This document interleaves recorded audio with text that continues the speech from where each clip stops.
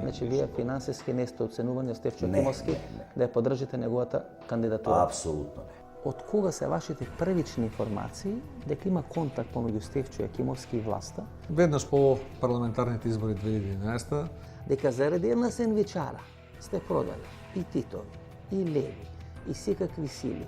И на крај крајава Јосип Броз Тито преживеа 7 офанзиви, падна на 8-та офанзива која се вика сендвичара.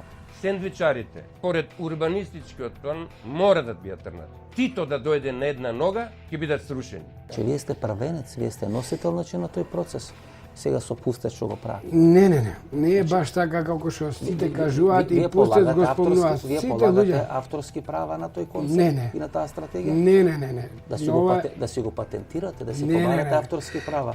Ова вашево ге наметнување на нешто што треба да се прифати. Во Центар со Васко Ефтов. Петок 20 часот и 45 минути на Алсатем телевизија.